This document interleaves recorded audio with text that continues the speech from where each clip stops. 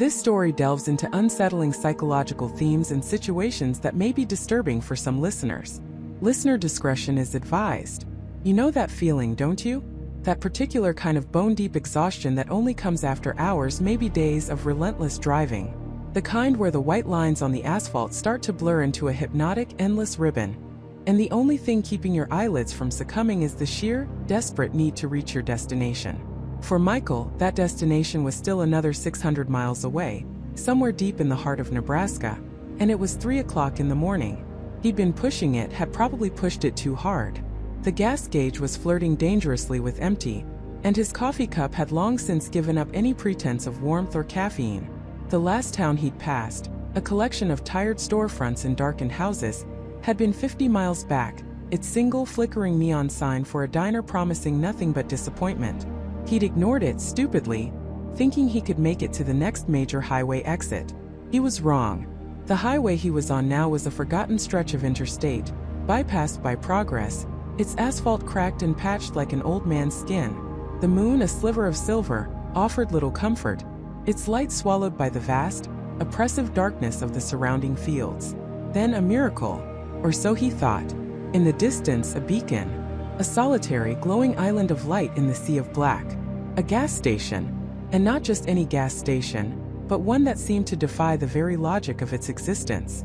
It sat at a desolate crossroads, where his forgotten highway intersected with what looked like an even older, narrower state route, a road that probably hadn't seen significant traffic since the Eisenhower administration. Relief, pure and unadulterated, washed over Michael. He gripped the steering wheel, his knuckles white, and steered his aging sedan off the main road, the tires crunching on loose gravel as he approached the entrance. The sign, a classic red and blue oval, glowed with a nostalgic warmth. Crossroads, convenience and fuel. Below it, a smaller, faded sign read, "Open 24 hours." He pulled up to the pumps, the engine sighing as he cut the ignition. The silence that followed was profound, broken only by the distant chirping of crickets and the low, steady hum of the gas station's fluorescent lights. It was an old place, certainly.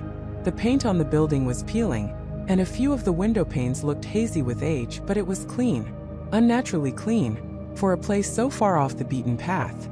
There were no cobwebs in the corners, no dust motes dancing in the artificial light. Even the concrete around the pumps was swept clear of debris. Michael stretched, his back popping in protest, then grabbed his wallet and stepped out.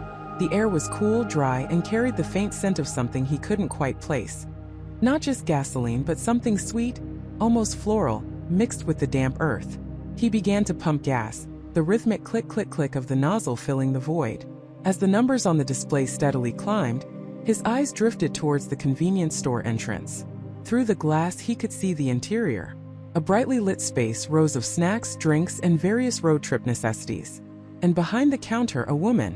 She was older, perhaps in her late 60s or early 70s, with carefully coiffed silver hair pulled back into a neat bun. She wore a simple, clean uniform, a pale blue button-up shirt and dark trousers. She wasn't doing anything, just standing there, perfectly still, her hands clasped in front of her, gazing out into the darkness. Not at Michael specifically, but just out, as if expecting something, or someone. A shiver unrelated to the cool night air traced its way down Michael's spine. It wasn't a fear, not yet, but a subtle unease. There was something about her stillness, her unwavering gaze into the empty night, that felt off. He finished pumping the gas, replaced the nozzle, and headed towards the store. The bell above the door chimed softly as he entered, a surprisingly pleasant sound. The interior was even cleaner than it appeared from outside. The floor gleamed, the shelves were meticulously stocked, every item facing forward in perfect alignment. It felt less like a dusty roadside stop, and more like a museum exhibit of a gas station. "Rough night." The woman's voice was soft, almost a whisper, but it cut through the hum of the refrigerated drinks case. Michael turned to face her, a polite smile on his lips. "You could say that," he replied, approaching the counter. "Been driving since yesterday morning. Just trying to make it to Nebraska." She offered a small, almost imperceptible smile. Her eyes, a striking shade of pale blue, seemed to hold a depth that belied her simple surroundings. "Long way to go, hon. You look like you could use something warm." Michael nodded, suddenly realizing how cold he felt. "Coffee would be great." And maybe a couple of those breakfast burritos if you have them. We have everything you need, she said, her smile widening just a fraction. Coffee's fresh. Help yourself. She gestured towards a gleaming, state-of-the-art coffee machine that looked entirely out of place in this otherwise rustic establishment. As Michael walked towards the coffee station, he noticed the complete absence of any other customers. Not a single car in the parking lot besides his own, which at 3 in the morning was understandable, yet it added to the strange, pristine quiet of the place. He poured himself a large cup of black coffee, the aroma rich and inviting, and grabbed 2 prepackaged breakfast burritos from a heated display. Back at the counter, he placed his items down. Just these, ma'am. She scanned the items, the register beeping softly. $11.47. He handed her a $20 bill. As she made change, her movements were slow, deliberate, almost ritualistic. Her gaze remained calm, steady. You know, she said without looking up, people often find themselves at this crossroads when they're lost. Not just geographically, but in other ways too. Michael chuckled a little nervously. I hope I'm just lost on the map. She finally looked up, handing him his change in his bag. Her pale blue eyes seemed to pierce right through him. Sometimes the map is the least of your worries. The comment hung in the air, thick with unspoken meaning. Michael felt a sudden urge to just grab his stuff and leave, to get back on the road and put this strange, quiet place behind him. He offered another polite, if strained, smile. Well, thanks for the gas and the coffee.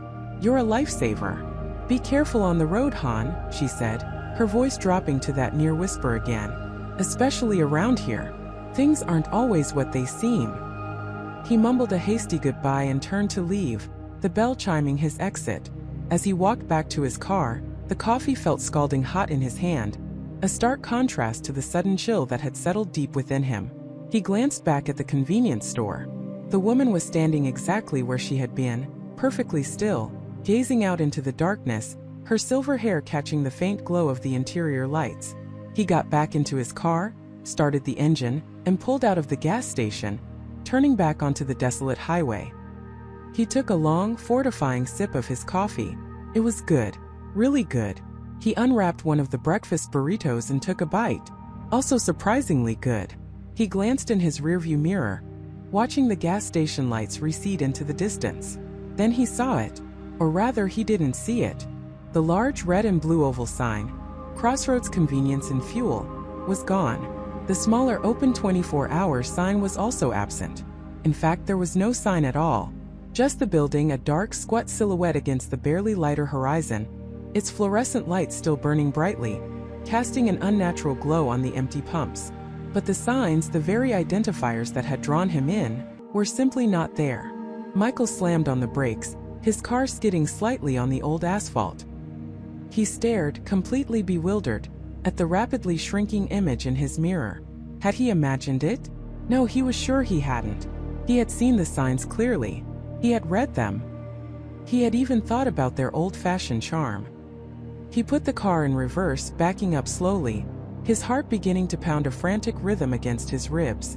He drove back towards the crossroads, the gas station growing larger in his rearview.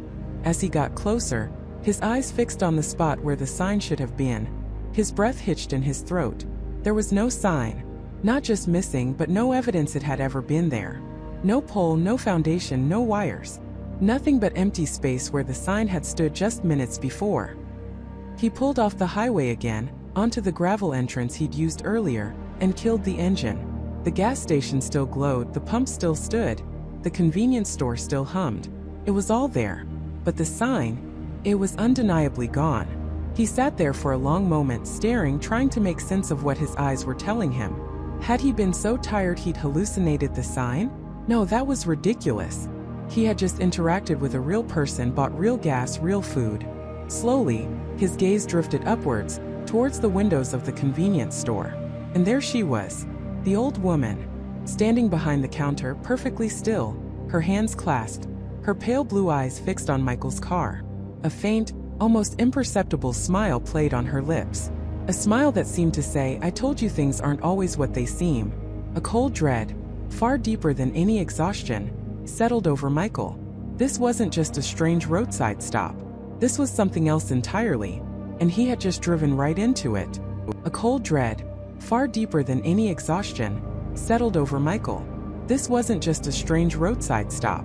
This was something else entirely, and he had just driven right into it. His heart hammered against his ribs, a frantic drumbeat against the unsettling silence of the gas station. He tried to rationalize, to tell himself it was a trick of the light, a faulty memory, a prank.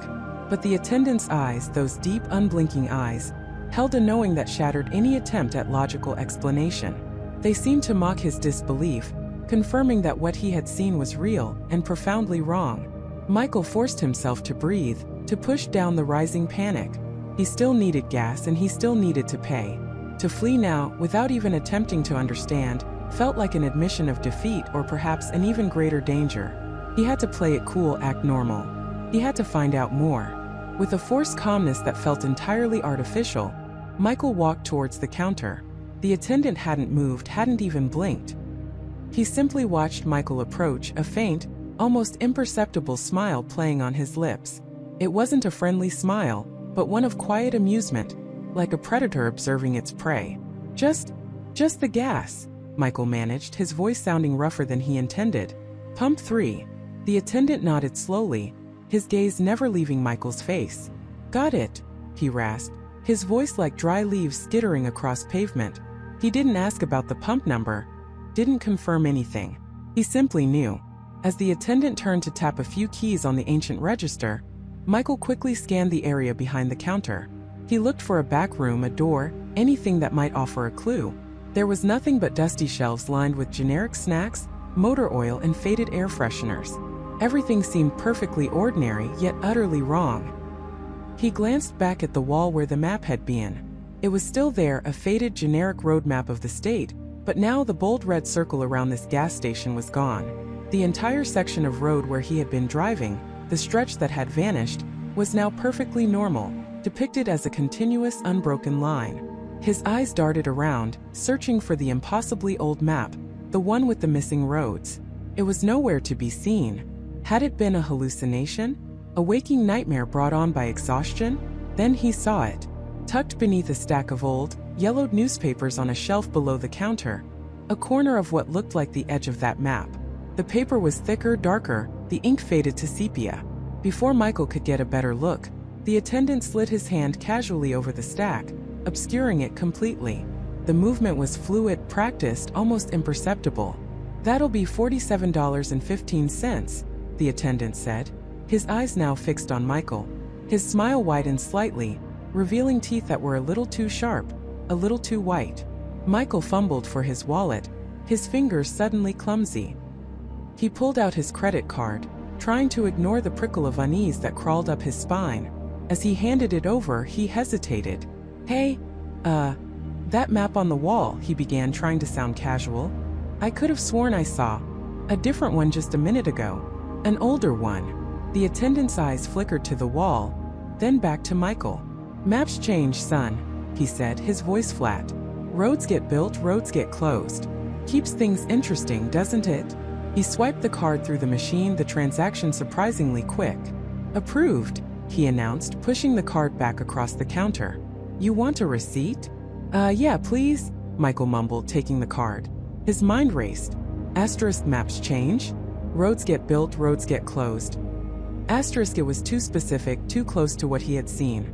Was he being toyed with? The attendant printed the receipt, tore it from the machine, and handed it to Michael.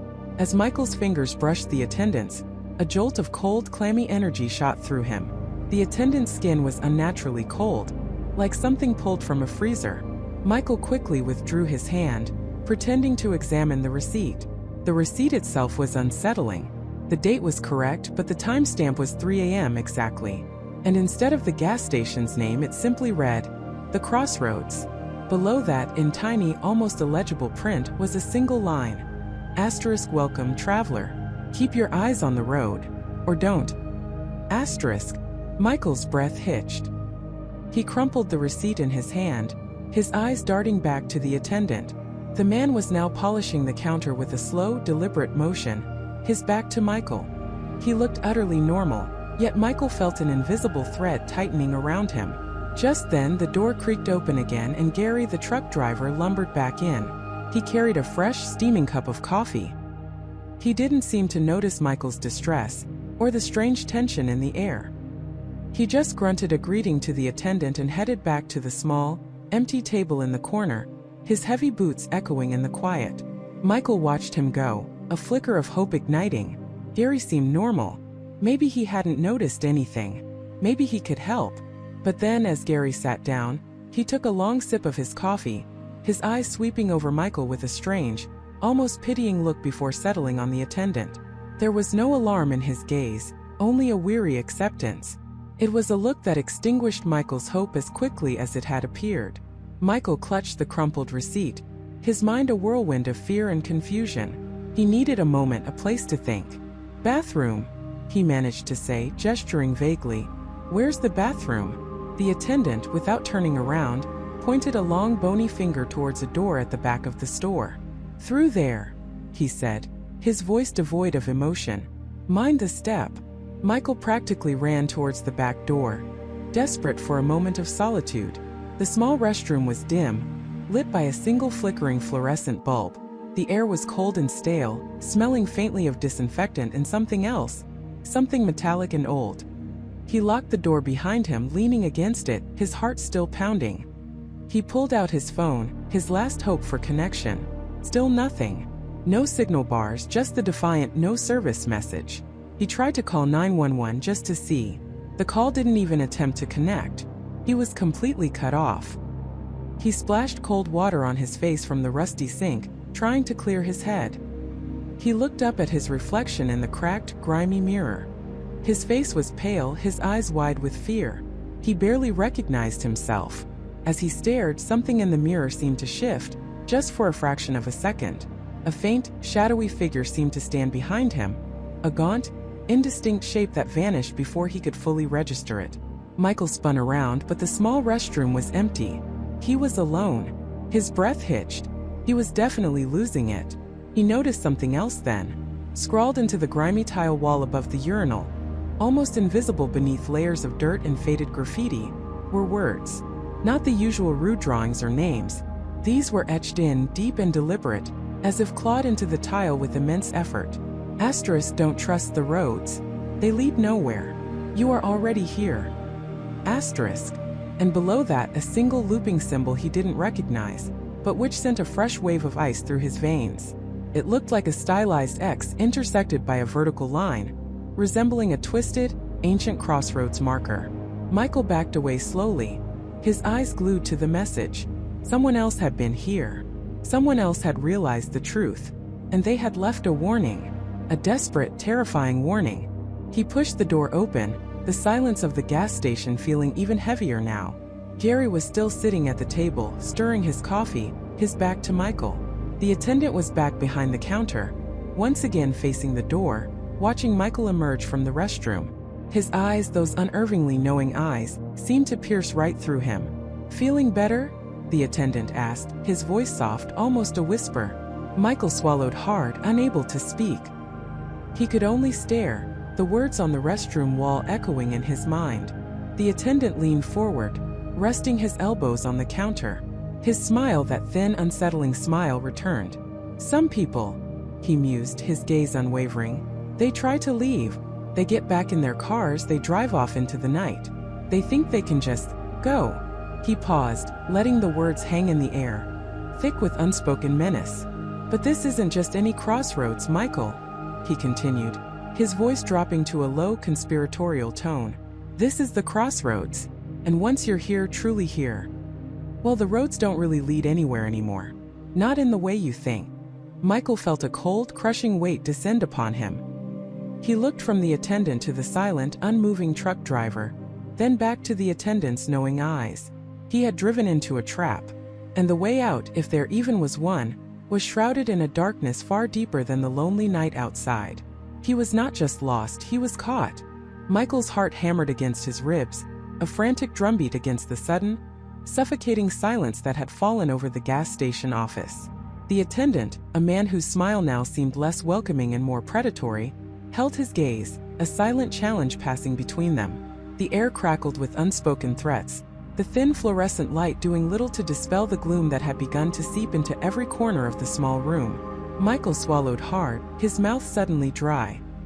He fought to keep his expression neutral, to betray none of the raw terror that was clawing at his throat. He had to think, to analyze. Panic wouldn't help him here. "Caught," he managed, his voice a little rougher than he intended. He tried to inject a note of disbelief, of casual dismissal, but even to his own ears it sounded weak, hollow. The attendant chuckled, a low guttural sound that seemed to vibrate through the very floorboards. "Oh, Michael," he said, his voice laced with mock sympathy. "You really shouldn't have been in such a hurry. This road, you see, it has a way of slowing things down, especially for those who aren't meant to pass." He leaned forward slightly, resting his elbows on the counter, his eyes never leaving Michael's. "You had a choice, didn't you? To turn back? To find another route? But the lure of the shortcut, the promise of saving a few hours, it's a powerful thing, isn't it?" Michael's mind raced. He remembered the sign, the sudden turn, the inexplicable feeling of being compelled down this particular stretch of highway. Was it just exhaustion or something far more insidious? He glanced again at the truck driver, who remained perfectly still, a statue carved from shadow, an unmoving, menacing presence. "What do you want?" Michael asked, trying to project a defiance he didn't feel. His hand instinctively went to his pocket, where his phone still lay dormant, a useless brick in this digital void. The attendant's smile widened, showing a flash of unervingly white teeth. "Want? Oh, Michael, we don't want anything. We simply are. And you, well, you're just part of the scenery now. A new addition to our little collection." He gestured vaguely around the office at the dusty shelves, the faded posters, the general air of neglect. "We get all sorts here. Lost souls, the desperate, the curious. And every now and then, someone like you. Someone who thinks they can just drive through." A chill snaked down Michael's spine. "Collection," he repeated, his voice barely a whisper. He looked around, really looked at the items on the shelves. There were old, forgotten trinkets, but also things that seemed out of place. A single tarnished wedding ring, a child's worn teddy bear, a cracked pair of spectacles. Each item, he now realized, seemed to tell a silent, tragic story. They weren't just forgotten junk. They were relics, tokens of lives abruptly halted. "You see them," the attendant observed, his eyes twinkling with a dark amusement. "Each one a memory, each one a story, just like yours will be." Michael felt a surge of adrenaline, a primal instinct to run, to fight. "You're not keeping me here," he declared, taking a tentative step back towards the door. The attendant didn't move, but the truck driver, as if on cue, shifted slightly. A creak of leather, a subtle straightening of his immense frame. It was enough. Michael froze. "Oh, but we are," the attendant said softly, his voice losing its playful edge, becoming something colder, harder. "You're already here, aren't you? And this place, it doesn't let go so easily. Not once you've truly arrived." He tapped a finger rhythmically on the counter. "Tell me, Michael, what was so important that you had to take that shortcut? What was so urgent that you ignored all the warnings?" Warnings? Michael racked his brain. The strange feeling, the sudden urge to turn, the phone signal dying. Were those the warnings? Or was there something more he had missed? Something subtle embedded in the landscape itself? He remembered the peculiar stillness of the gas station when he first arrived, the way the signs seemed to appear and disappear, almost shimmering at the edges of his vision. "I was just trying to get home," Michael said, trying to appeal to some shred of humanity. "My family is expecting me." The attendant's smile returned, devoid of warmth. "Family? Oh, they'll forget. Or they'll remember you differently. A sudden disappearance, a strange accident. The world moves on, Michael. It always does." He pushed a small, dusty ledger across the counter, its cover made of cracked, dark leather. It looked ancient, far older than any gas station record book should be. "Perhaps you'd like to sign in? We like to keep a record of our guests." Michael stared at the ledger. He could almost feel a cold emanating from it. He didn't want to touch it. He didn't want to sign anything. "What happens if I don't?" Michael challenged, his voice trembling slightly despite himself. The attendant sighed, a sound of mild exasperation. "Oh, Michael, always so resistant. You're not the first, you know, but you'll come around. They all do. Sooner or later, the road calls to them, and they realize there's nowhere else to go. This isn't a place you leave, Michael. It's a place you arrive. Michael's eyes darted to the window, to the oppressive blackness outside. He felt a sudden desperate urge to look for his car, to see if it was still there. He hadn't even finished pumping gas. He had left his keys in the ignition, his wallet on the passenger seat. "My car," he blurted out. "I need to finish with my car." The attendant merely chuckled. "Your car is fine, Michael. For now. It's waiting. Just like everything else here." He leaned back, his gaze unwavering. "Take a look around, Michael. Really look. What do you see?" Michael slowly turned his head, forcing himself to examine the room with new eyes. The shelves filled with forgotten items, the faded posters depicting bygone eras, cars that no longer existed, smiling faces that seemed to mock him from the past. He noticed a small framed photograph on a dusty shelf behind the counter. It was a black and white picture of a group of people, standing in front of what looked like this very gas station but decades ago. They were smiling, but their eyes held a strange, knowing emptiness. And among them, in the background, he thought he could make out a figure that looked eerily like the attendant, though younger, dressed in similar attire. It couldn't be. The photo looked like it was from the 1950s or even earlier. "That photo," Michael started, pointing a trembling finger. "Is that you?" The attendant followed his gaze, a faint, almost wistful smile touching his lips. "Ah, the good old days. Before the interstate, before everyone was in such a rush. When people understood the value of waiting, of patience." He met Michael's gaze again, his eyes ancient, full of untold stories. "Time moves differently here, Michael. Or perhaps it doesn't move at all. Perhaps we are simply outside of it." The concept was dizzying, terrifying. A gas station outside of time. A place that trapped travelers in a perpetual present. It was insane, but every instinct Michael had was screaming that it was true. He remembered the feeling of disorientation, the way the road signs had seemed to warp, the impossible distances he had covered in mere moments. "Who are you people?" Michael demanded, his voice rising in desperation. "What is this place?" The attendant's smile vanished. His face became grim, his eyes hard as flint. "We are the guardians, Michael. The keepers of the crossroads. This is where paths diverge, where choices are made. And sometimes, Michael, sometimes the wrong choice leads you to us." He gestured towards the silent truck driver. "Our friend here, he's been waiting a long, long time. Longer than you can imagine. He made a choice once a long time ago. A choice that led him here. And now he simply waits." Michael looked at the truck driver again, a profound sense of pity, mingled with dread, washing over him. The man wasn't just silent. He was empty. A shell. Was that what awaited him? To become another silent sentinel in this forgotten place? He had to get out. He had to try. He took a deep breath, gathering all his courage. "I'm leaving," he stated, his voice firm, though his knees felt like jelly. He turned fully towards the door, ignoring the attendant, ignoring the truck driver. His hand reached for the doorknob, his fingers brushing against the cold metal. "You can try, Michael," the attendant's voice drifted after him, calm and chillingly assured. "But I wouldn't recommend it. The road out there. It's not what you think. It's not just darkness. It's hungry." Michael ignored him. He twisted the doorknob. It turned. He pulled. The door opened with a faint creak. A wave of bone-chilling cold washed over him, far colder than the night should be. He stepped out, his eyes wide with a desperate hope. But his hope died in instant death. Outside, the world was not the same. The darkness was absolute. A thick, suffocating blanket that seemed to absorb all light, all sound. The faint glow of the gas station sign behind him was the only thing piercing the void, casting an eerie, distorted halo. His car, which should have been directly in front of the office, was gone. The pump where he had left it was gone. The entire concrete forecourt had vanished, replaced by an endless expanse of cracked, desolate asphalt that stretched into the impenetrable blackness. There were no other cars, no distant lights, no sound of wind, no crickets. Just an oppressive, crushing silence and an infinite empty road. He spun around, heart hammering, to face the gas station office. It was still there, the single beacon in the abyss. The attendant stood framed in the doorway, a silhouette against the dim interior light, a knowing smirk on his face. Behind him, the truck driver remained motionless, a dark, immovable pillar. "See!" The attendant's voice was a soft whisper that seemed to echo from everywhere and nowhere. I told you, the road out there.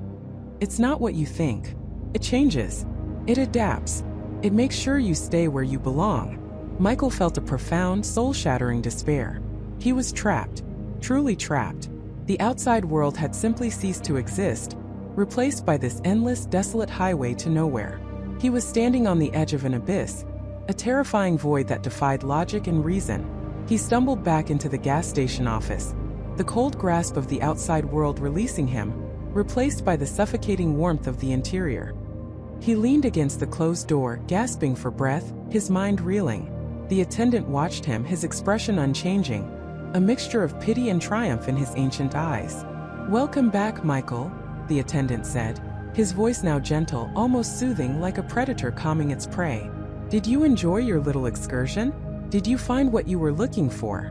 Michael could only shake his head, his throat tight with unshed tears, his body trembling uncontrollably. He was beyond fear now. He was in the grip of existential horror.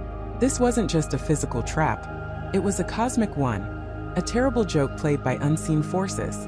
What is this place? Michael finally managed to croak out, his voice raw.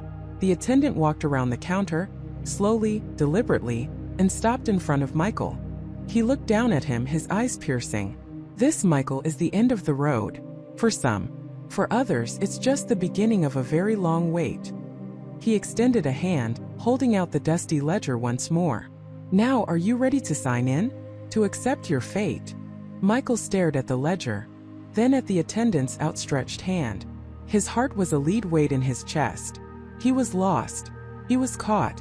And now he realized with a sickening certainty, he was truly, utterly alone in a place that time forgot, a place that devoured travelers whole.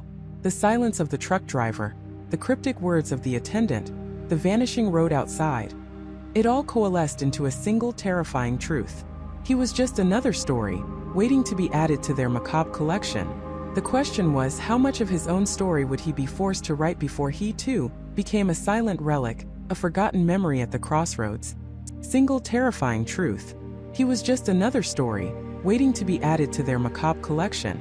The question was, how much of his own story would he be forced to write before he, too, became a silent relic, a forgotten memory at the crossroads? The realization struck Michael with the force of a physical blow, stealing the air from his lungs. His heart hammered against his ribs, a frantic drumbeat against the silence of the dusty office. The faces on the wall, the forgotten keys, the chilling implication of the lost and found box. It all coalesced into an undeniable horror. He wasn't just passing through. He was a potential exhibit. He backed away from the wall, his gaze still fixed on the photographs, each smile a silent scream, each fixed stare a plea for rescue that would never come. His mind raced, a desperate scramble for an escape route. The front door of the gas station? Locked. His car. Fuel line cut. Tires slashed, an amateur's attempt, but effective. His phone? Dead, and even if it wasn't, there was no signal. He was utterly, completely alone, trapped in a spider's web spun from isolation and despair. A low chuckle from the doorway made him jump. Martha stood there, her eyes glinting in the dim light, a knowing smirk playing on her lips. She hadn't even entered the office, but her presence filled the small space, suffocating him. Found something interesting, did we, dear? Her voice was a syrupy drawl, dripping with false concern. It's always fascinating to see the moment it clicks for people, the moment they realize they're not just passing through, they're arriving. Michael's jaw tightened. What is this place? What do you want? He tried to keep his voice steady, but a tremor betrayed his fear. Martha pushed away from the doorframe, her hands clasped in front of her. Oh, we don't want anything, Michael. Not in the way you mean. We merely facilitate. We provide a space, a stage, if you will, for stories that might otherwise be lost to the winds. She gestured vaguely towards the wall of photographs, each one of them a life, a journey, and each one eventually found their place here.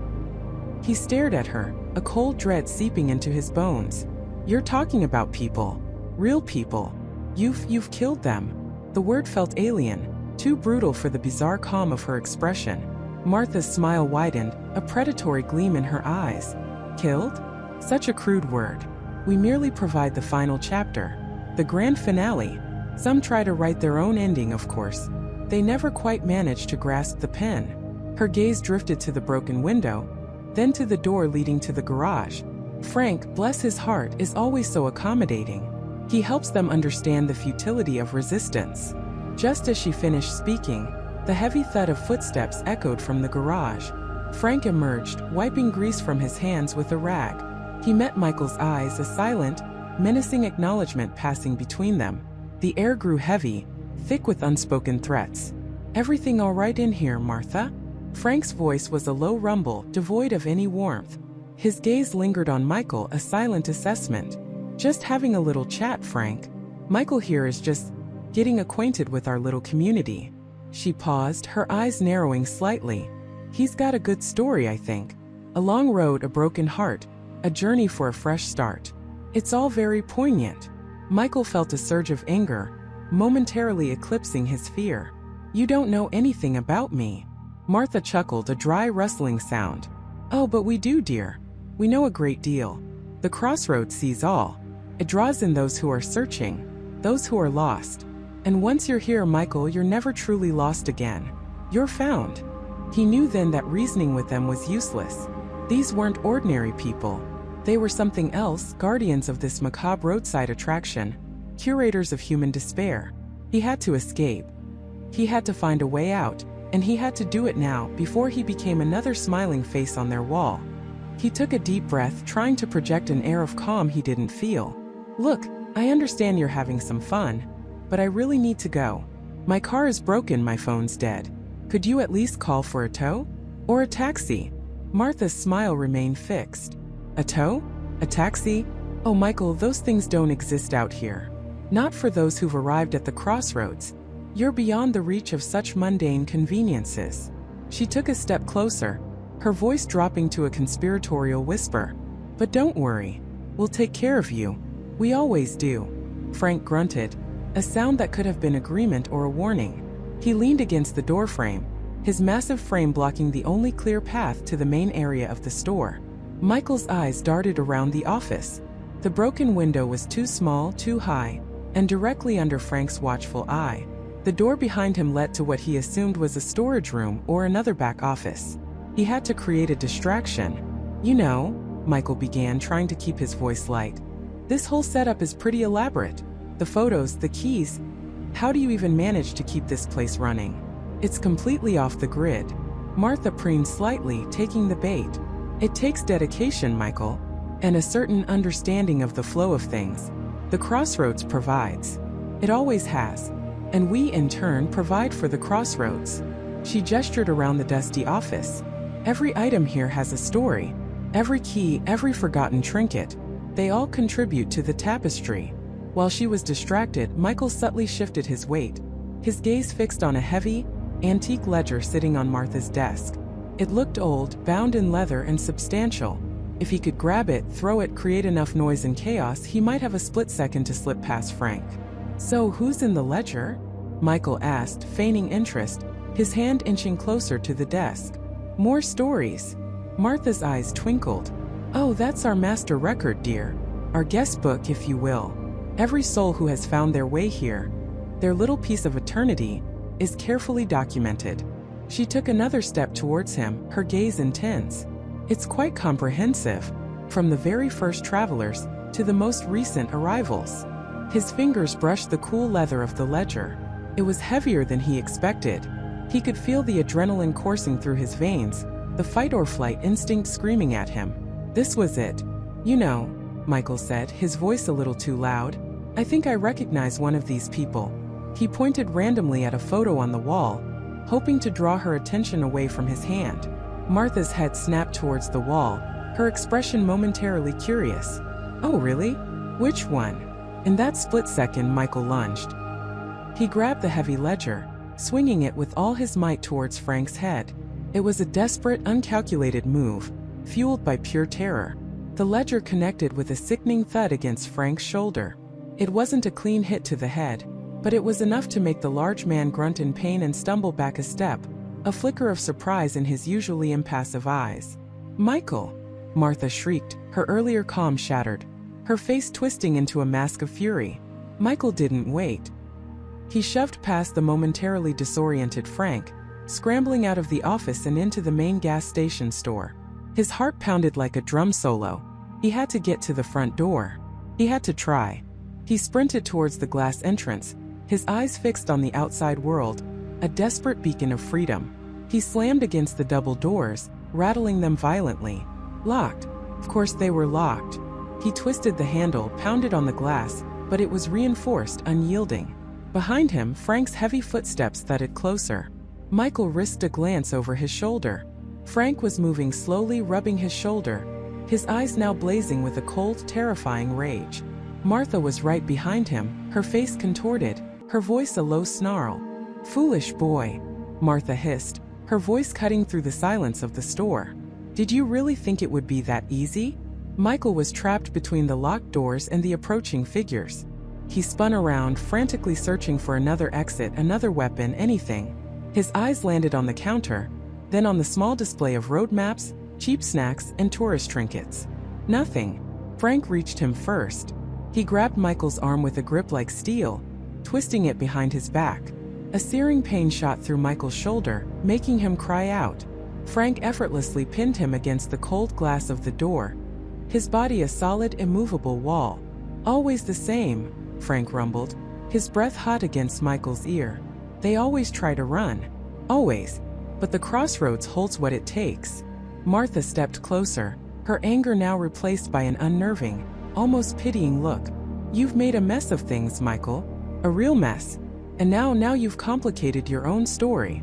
She picked up a small, ornate brass key from a hook behind the counter, a key Michael hadn't noticed before, glinting dully in the dim light.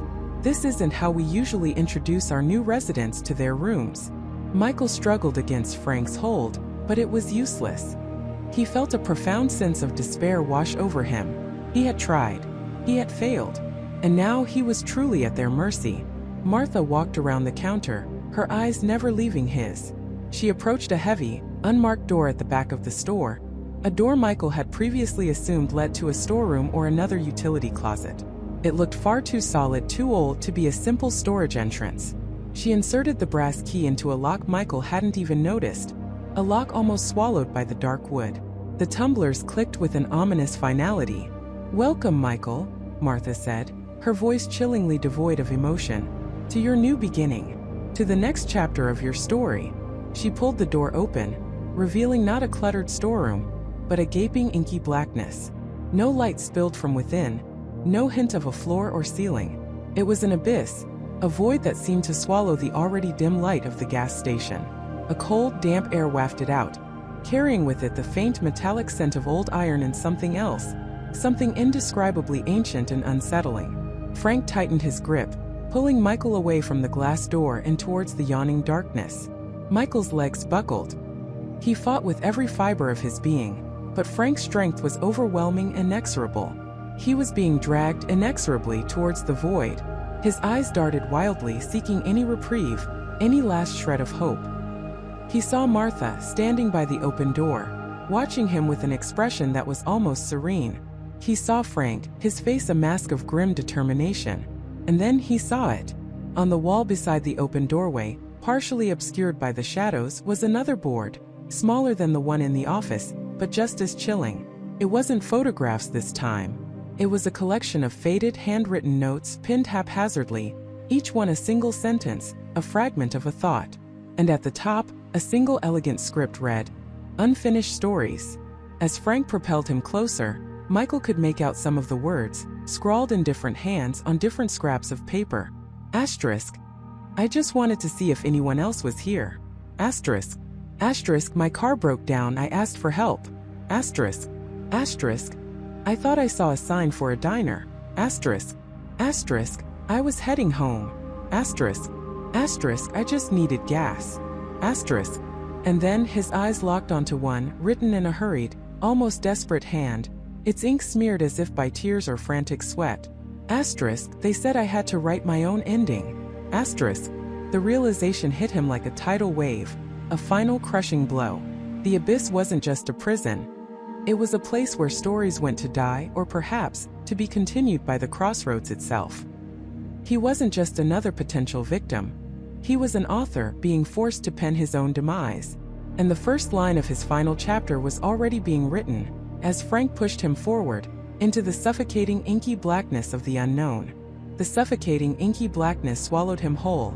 A sudden, absolute void that stole not just sight, but all other senses, leaving David disoriented and reeling. He stumbled forward, propelled by Frank's relentless shove, his hands flailing against nothing, his feet finding no purchase on what felt like a steep, uneven descent.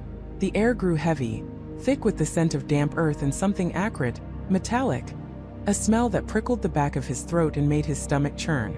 A distant, metallic clang echoed, then the unmistakable thud of a heavy door sealing shut above him, plunging him into an even deeper, more profound sense of isolation. He was truly alone now, in a darkness so complete it felt like a physical presence, pressing in on him from all sides. Then a flicker.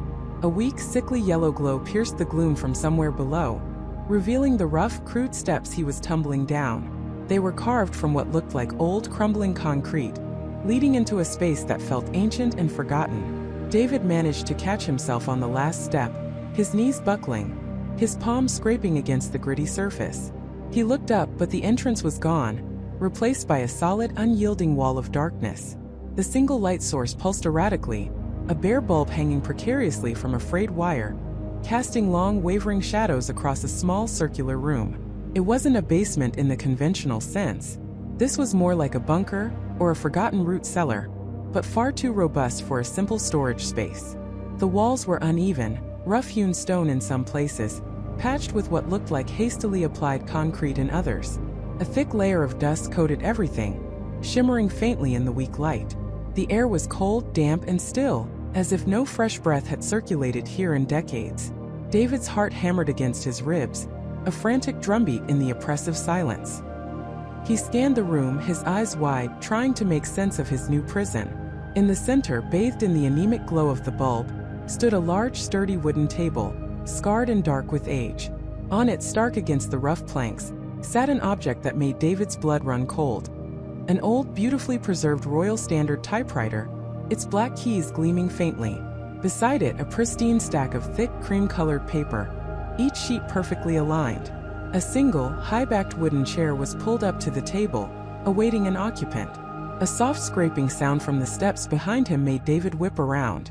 Frank descended, his silhouette framed for a moment by the dim light, his face unreadable in the shadows.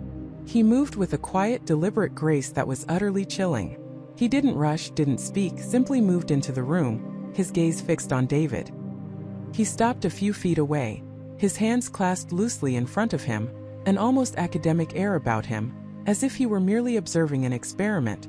"Welcome, David," Frank said, his voice a low, calm murmur that seemed to absorb the echoes of the room rather than create them.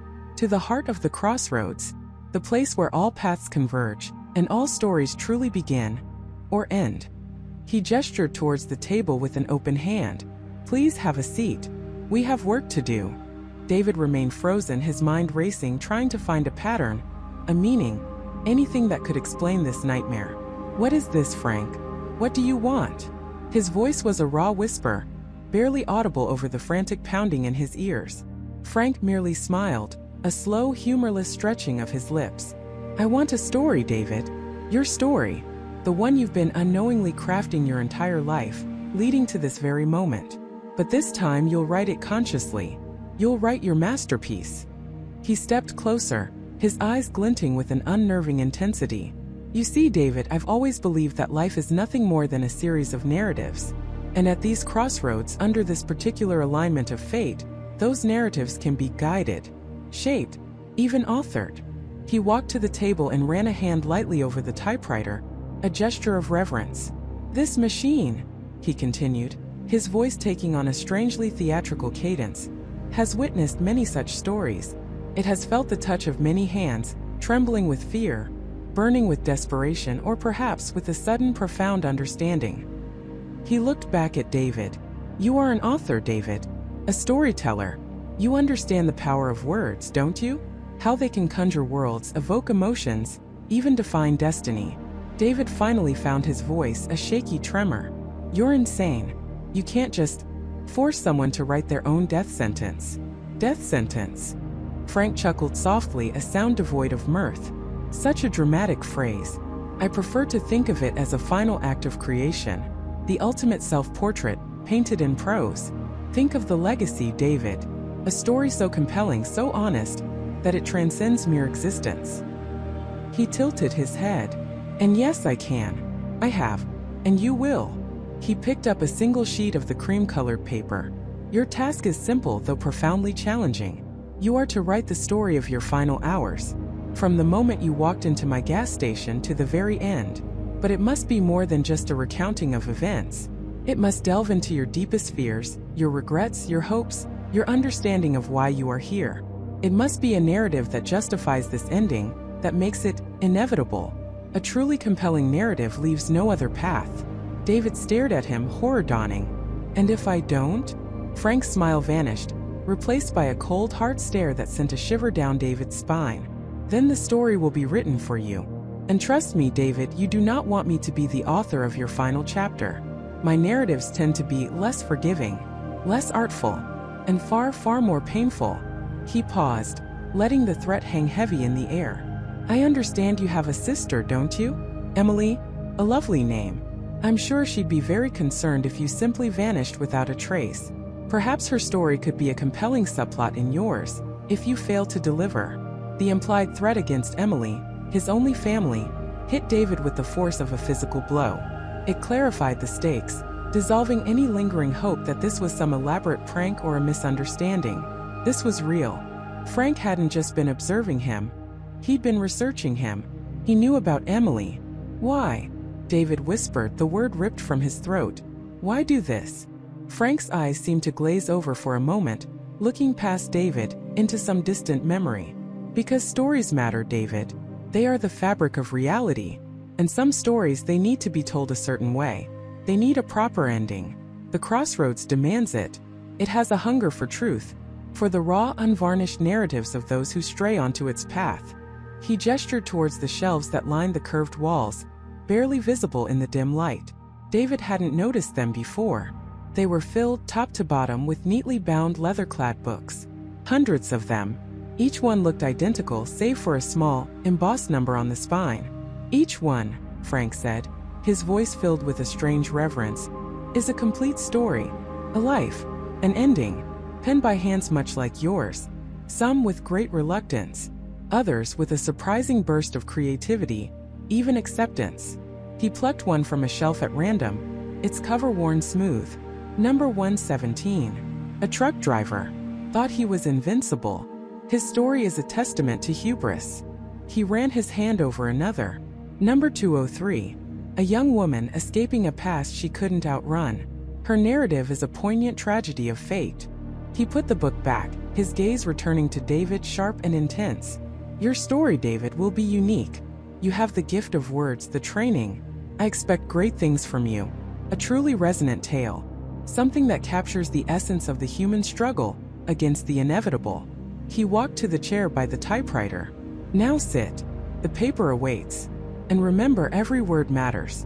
Every choice you make in your narrative will ripple outwards, shaping not just the story, but everything. David felt a cold dread settle in his bones. This wasn't just about writing a story. It was about somehow influencing his reality through the narrative. Frank believed in the literal power of the written word to manifest destiny. He was being forced into a perverse meta-narrative horror, where he was both the author and the protagonist, his life the very text he was meant to create. He slowly moved towards the chair, his legs heavy, his mind reeling. As he sat down, the cold metal of the typewriter keys seemed to hum with an unseen energy. Frank watched him, a faint, expectant smile playing on his lips. Good. Now begin. Immerse yourself. Let the words flow. Show me the man you truly are, David. The man who came to the 3 a.m. gas station at the Crossroads. The man whose story is about to reach its unforgettable conclusion. Frank then turned and climbed the concrete steps, his movements silent, his presence receding into the shadows. The thud of the door above him echoed once more, sealing David in. The dim bulb flickered, then stabilized, casting its sickly yellow light on the blank page in the typewriter. David stared at it, his fingers hovering over the keys, a profound terror gripping him. He wasn't just another potential victim. He was an author, being forced to pen his own demise. And the first line of his final chapter was already being written, as David found himself alone, staring at the suffocating, inky blackness of the unknown, now made terrifyingly tangible by the blank page before him. The blank page before David was not just paper, it was a gaping maw, an abyss waiting to swallow him whole. His hand, still clutching the pen, trembled uncontrollably, a tremor that originated not in his muscles, but deep within the terrified core of his being. How could he write his own ending? How could he, a man who had only ever sought the mundane comfort of an ordinary life, be forced to script his own demise? The absurdity of it warred with the chilling reality that had been so brutally impressed upon him. He swallowed, his throat dry and constricted. The air in the office, once merely stale, now felt thick, suffocating. Every breath was a struggle against an invisible weight pressing down on his chest. He tried to think, to rationalize, to find a loophole in this nightmare. What if he just wrote nothing? What if he wrote something completely innocuous, something that led nowhere? A faint, almost imperceptible pressure in his mind, like a whisper not heard but felt, warned him against such defiance. It was a pressure that suggested the consequences of inaction, or of a poorly constructed narrative, would be far more immediate and agonizing than simply following instructions. His eyes darted around the small, cramped space, searching for an escape, a hidden camera, anything to explain the impossible situation he was in. But there was nothing. Just the bare walls, the worn desk, the flickering fluorescent light, and the terrifying pristine white of the page. He was alone, utterly and irrevocably alone, with a pen, a page, and a command that defied all logic. His mind raced through 1,000 scenarios, each more futile than the last. He could write about finding a secret escape route, but the pervasive sense of dread told him such a narrative would be rejected, perhaps violently. He could write about being rescued, but who would rescue him from a story he himself was creating? This wasn't about external forces. This was about the narrative, his narrative, and the terrifying power it now held. A cold sweat beaded on his forehead, tracing paths down his temples. He closed his eyes, squeezing them shut, willing himself to wake up, to be back in his car, driving down some anonymous highway, the gas station a distant, forgotten mirage. But when he opened them, the blank page remained, an unyielding sentinel to his waking nightmare. He lifted the pen, the weight of it suddenly immense, as if it were forged from lead. His hand hovered over the paper, shaking. What did he even write? How did one begin to write the story of their own end? It couldn't be a direct declaration. It had to be a path, a series of choices, a narrative that led him, step by agonizing step, towards a predetermined conclusion. The voice hadn't asked him to commit an act. It had asked him to write one. He took a deep, shuddering breath, trying to steady his hand, to quiet the frantic drumbeat of his heart. He had to start somewhere. He had to begin the story. He had to lay the groundwork for the choices that would lead him down the path he was now being forced to pave. He thought about the gas station, about the road, about why he had even stopped here. He pressed the pen to the paper, the scratchy sound a harsh intrusion in the oppressive silence. His handwriting, usually neat and precise, was jagged, almost illegible, betraying the turmoil within. The humming of the old fluorescent lights in the gas station's convenience store was a dull counterpoint to the relentless thrum of the deserted highway outside. David had pulled off the interstate almost instinctively, the glowing neon sign of the Crossroads gas and go, a welcome, if slightly eerie, beacon in the overwhelming darkness. His tank was still half full, but a nagging feeling, a subtle unease he couldn't quite place, had compelled him to stop. He told himself it was just the late hour, the isolation, the sheer monotony of the drive, but a deeper, colder intuition whispered otherwise. He paused, his breath catching. The words were simple, descriptive, setting a scene. But as he read them, a strange sensation washed over him. It was as if the very act of writing them down was making them more real, imbuing them with a new, terrifying significance. The nagging feeling, the subtle unease, the deeper, colder intuition. These weren't just literary flourishes anymore.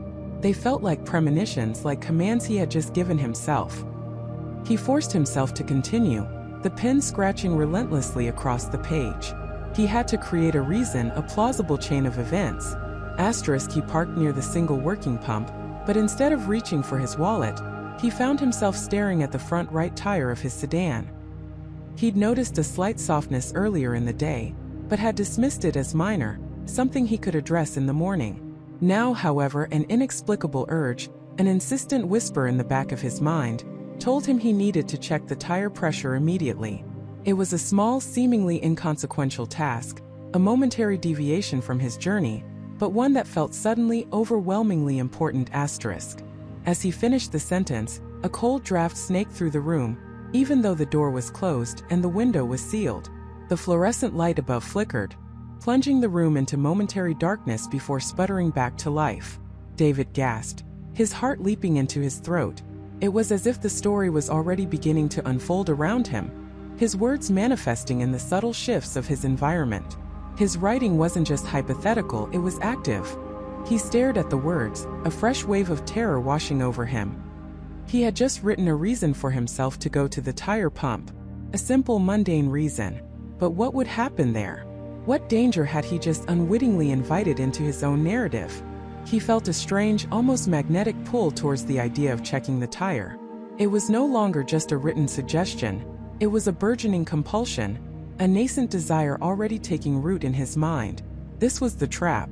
Not a direct command to die, but a subtle manipulation of his own choices, his own perceived free will. He was being made to write himself into a corner, one seemingly innocuous decision at a time. The brilliance of the torture was in its insidious nature. He was the author of his own undoing, making him utterly complicit. He had to keep writing. He couldn't stop. The pressure in his mind intensified. A silent, relentless insistence. What would happen at the air pump? He knew with a horrifying certainty that it wouldn't be a simple, uneventful task. This was the Crossroads. This was 3 a.m.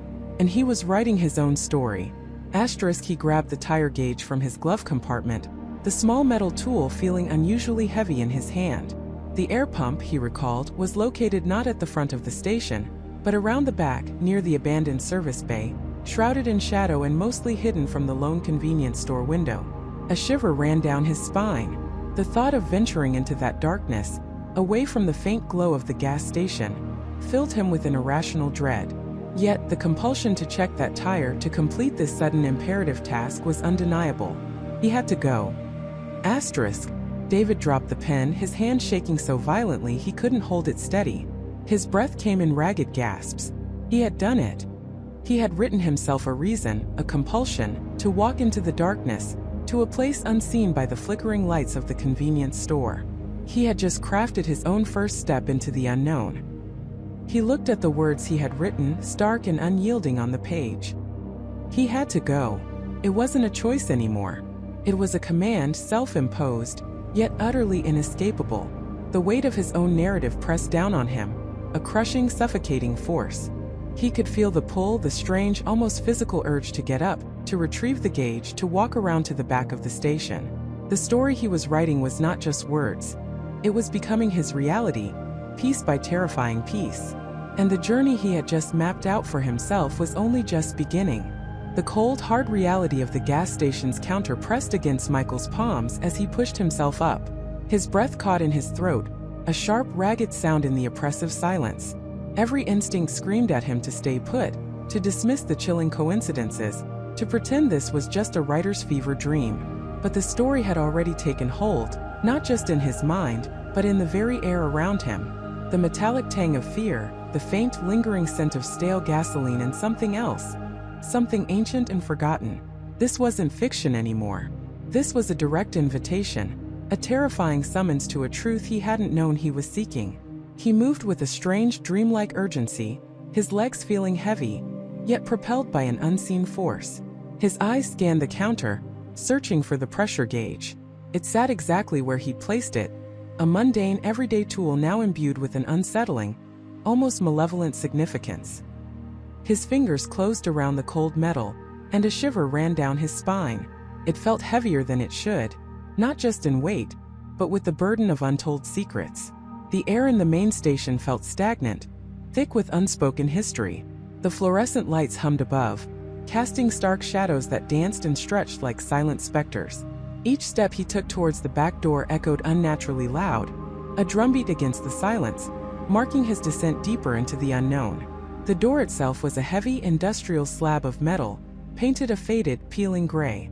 It gave a groan of protest as he pushed it open, a sound that seemed to reverberate through the very foundations of the building. Beyond the door, the world changed. The dim, sterile glow of the station gave way to an inky blackness, broken only by the anemic spill of moonlight filtering over the distant tree line and the faint, almost apologetic glow from the main station entrance. The back lot was a wasteland of forgotten things.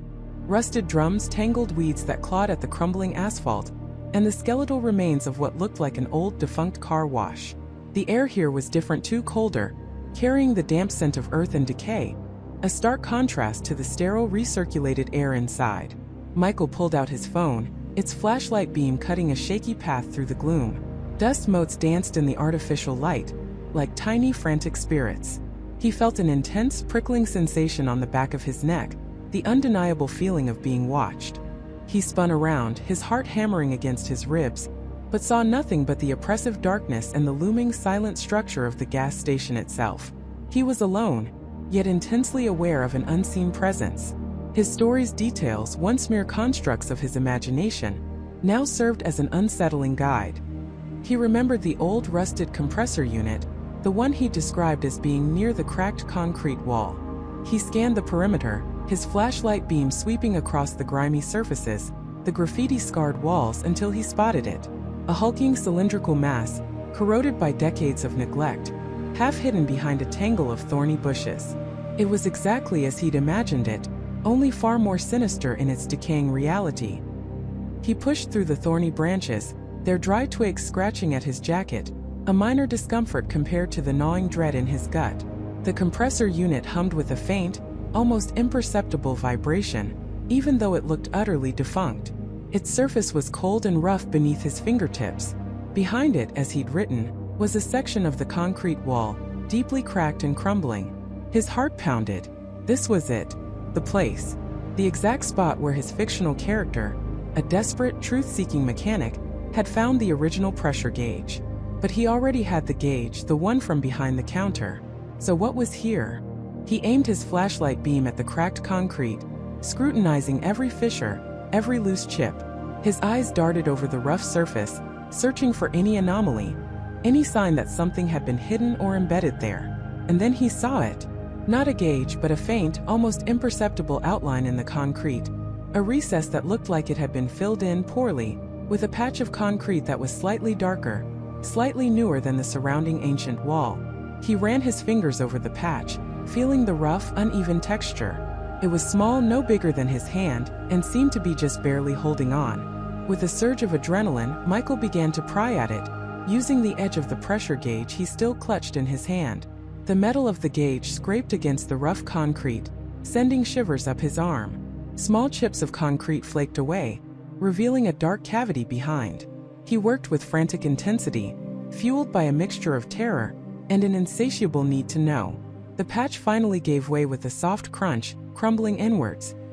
He shone his flashlight into the newly revealed opening. It was deep, dark, and smelled faintly of damp earth and something else, something metallic and old. Wedged deep inside the cavity, almost perfectly concealed, was a small, intricately carved wooden box. It was dark with age, its once smooth surface now rough and worn. The wood felt impossibly old in his hands, cool and heavy. It was latched shut with a tiny tarnished brass clasp. His fingers trembled as he fumbled with the clasp. It was stiff, rusted, refusing to yield. He tried again, applying more pressure, his breath held tight in his chest. Finally, with a sharp click that echoed loudly in the stillness, the clasp sprang open. Michael gently lifted the lid. Inside, nestled on a bed of what looked like faded, dried velvet, were two items.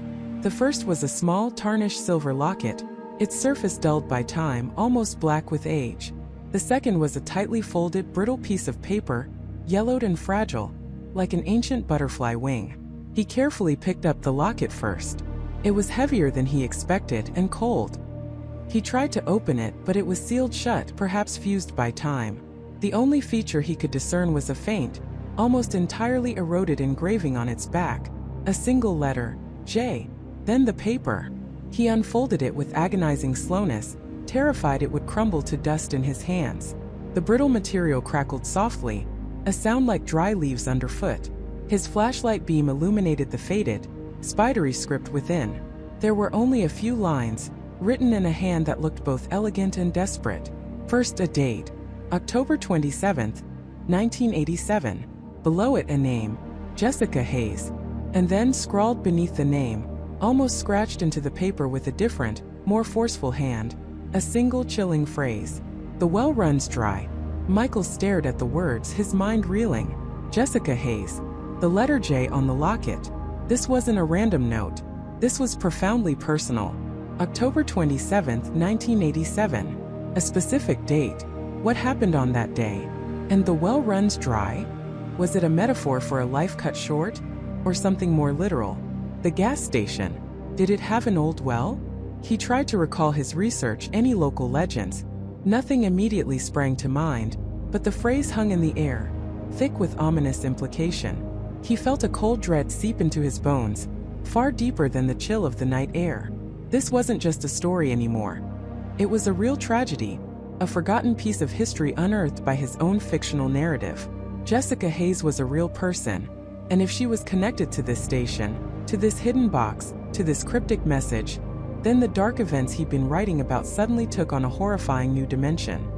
He looked around, back at the gas station, at the dark, silent road, at the oppressive night sky. The feeling of being watched intensified. No longer a prickling sensation, but a heavy, undeniable weight. He wasn't just uncovering a story. He was disturbing something, awakening something that had lain dormant for decades. And whatever it was, it didn't want its secrets exposed.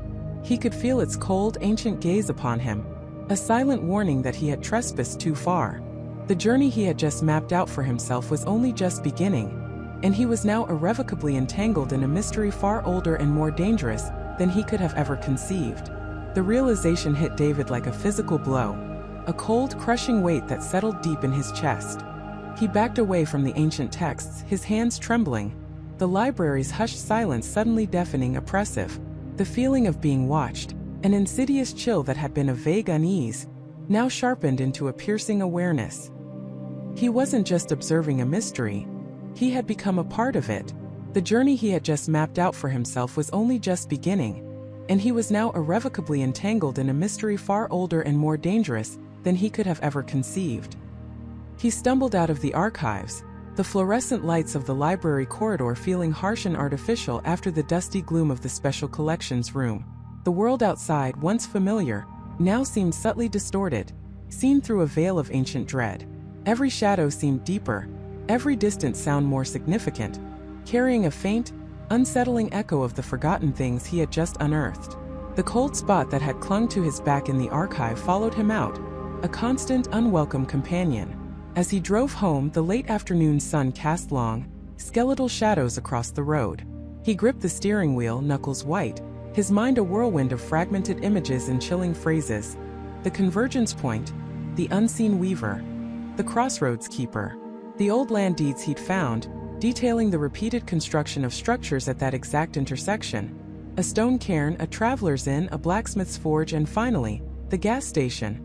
All built upon what ancient, almost indecipherable journals described as a nexus where paths entwine and destinies are spun. He remembered the recurring symbol too, now seared into his memory. A twisted knot of 3 lines, never quite closing, suggesting infinite choices or perhaps inescapable ones. It had appeared in faded sketches, etched into the margins of forgotten town council minutes, even subtly carved into the wooden cover of a pioneer's diary that spoke of the lure of the crossroads and the silence that consumes. The journals from the mid-18th century were the most disturbing, hinting at a primordial entity, a warden of ways, that didn't just observe but actively influence the lives of those who lingered too long at the junction, especially during the night's true dark, the witching hour of 3 a.m. It fed, they implied, on the confusion, the fear, the divergent paths of lost souls. David made it back to his apartment, but the sense of sanctuary he usually found there was gone. The air felt heavy, stale, as if something unseen had preceded him. He tried to organize his notes, spreading out printouts of the old maps, the cryptic journal entries, the faded sketches of the knot symbol across his kitchen table. But the information was too vast, too disturbing, too interconnected to make immediate sense. It was like trying to grasp smoke. He reached for his phone, intending to call Jessica, to try and articulate the impossible. the terrifying reality that was now pressing down on him. But his thumb hovered over her contact. How could he explain any of this? How could he make her believe that an ancient, cosmic entity was manipulating traffic patterns in human lives through a dilapidated gas station? She'd think he was losing his mind, a sentiment that was already beginning to echo in the corners of his own thoughts. The isolation deepened his fear, making the invisible weight in his apartment feel all the more crushing. Then the phenomena began. His phone vibrated, startling him. No caller ID, just a blank screen. He answered and static hissed back at him. Then a faint, distorted whisper that seemed to curl around his name. It sounded like the wind chimes he'd heard at the gas station, but rusted, broken, discordant. It faded into a low, metallic groan, then silence. He hung up, his hand shaking. Minutes later, the lights in his living room flickered erratically, then dimmed to a sickly yellow glow before returning to normal. He walked to his front door, a sudden irrational dread tightening his stomach, and found it slightly ajar, despite the fact he distinctly remembered locking it. He slammed it shut, turning the deadbolt twice, as if that could keep out the unseen. Throughout the evening, quick, dark shapes darted in his peripheral vision, a shadow elongating unnaturally, a flicker of movement behind the curtain, gone the instant he turned his head. He tried to read to distract himself, but the words blurred, and he found himself staring blankly at the page, listening to the silence, which now seemed louder than any noise. He finally collapsed into bed, exhausted but wired. Sleep, when it came, was shallow and disturbed. He woke with a jolt, heart hammering against his ribs, his body drenched in cold sweat. His digital clock glowed starkly in the dark, 3 a.m. It was the exact time.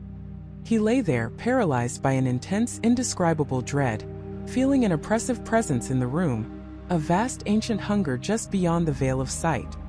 He knew with a certainty that chilled him to the bone that he had to go back.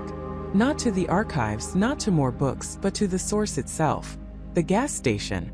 He needed to see it again, but this time with his new horrifying understanding. He drove there in the pre-dawn hours, long before the sun even thought of touching the horizon.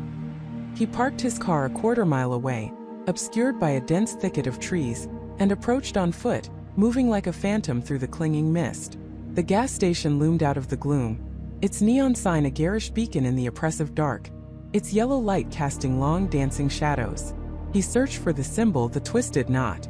He found it, not painted but subtly incorporated into the old, weathered brickwork near the foundation, almost invisible unless you knew precisely what to look for.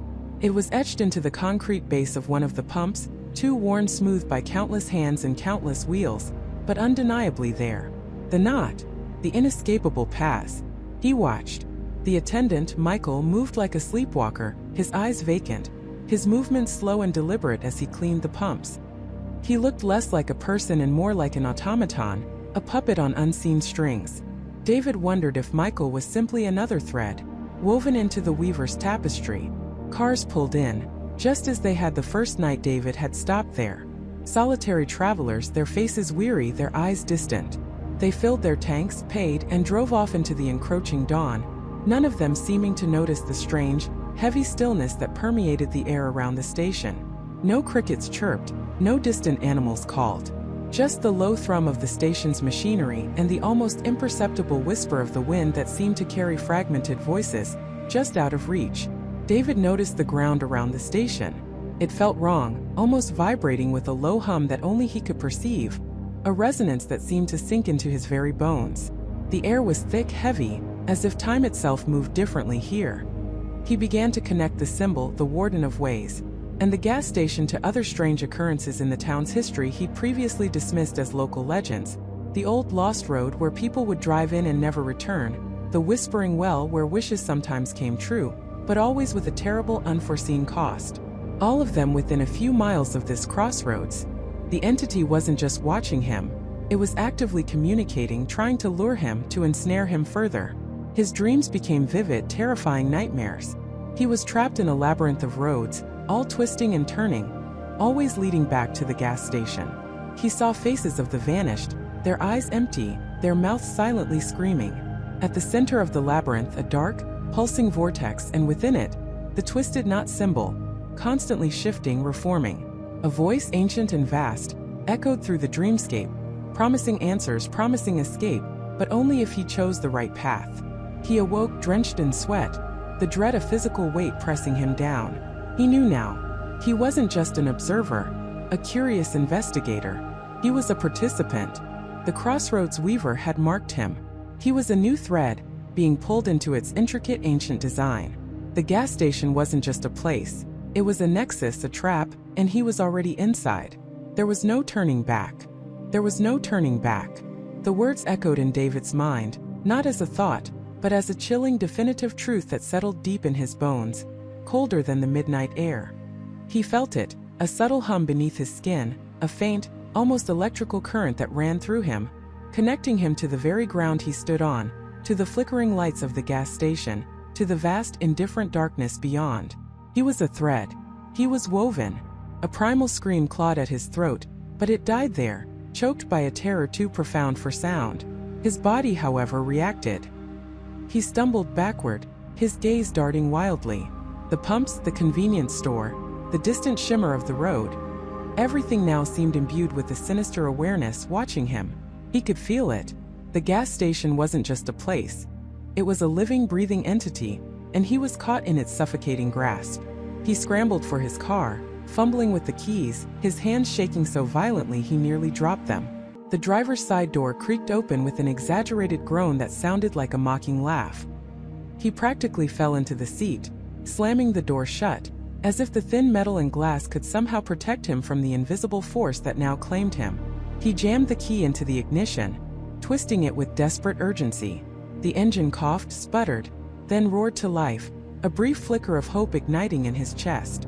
He slammed the gear into reverse, stomping on the accelerator. The tires screeched, spitting gravel, and the car lurched backward, then slammed into drive. He peeled out of the parking spot, heading for the exit, for the road that promised escape, promised the return to normalcy, to sanity. But the road was wrong. As he sped toward the highway, the familiar asphalt began to undulate, shimmering under his headlights like water. The white lines on the road ahead stretched, elongated, then blurred, twisting into impossible angles. The trees lining the shoulder seemed to lean in, their branches forming a dense, impenetrable tunnel. He pressed harder on the gas, the speedometer climbing, but the gas station wasn't receding. It remained steadfast in his rearview mirror, its garish neon sign glowing like a malevolent eye, refusing to shrink with distance. He glanced forward again, adrenaline pumping, his heart hammering against his ribs. The road ahead wasn't just blurry. It was dissolving. The asphalt fragmented into a patchwork of cracked earth, then into an endless, shifting expanse of gray. The world outside the car became a swirling vortex of indistinct shapes and shadows, devoid of any discernible landmarks. He was driving but going nowhere. The car's tires spun, fighting for purchase on a surface that wasn't there. The engine whining in protest. Panic seized him, a cold, suffocating wave. He slammed on the brakes. The car skidded violently, then jolted to a stop, throwing him forward against the seatbelt. Silence descended, thick and absolute, broken only by the frantic thumping of his own heart. He looked around, disoriented. He was no longer on a road. He was in a desolate, featureless void under a sky that pulsed with an unnatural, sickly green light. And behind him, impossibly close, stood the gas station, its neon sign now a pulsating, blood-red beacon. He was back. He hadn't moved. The gas station was a cage, and the road a cruel illusion.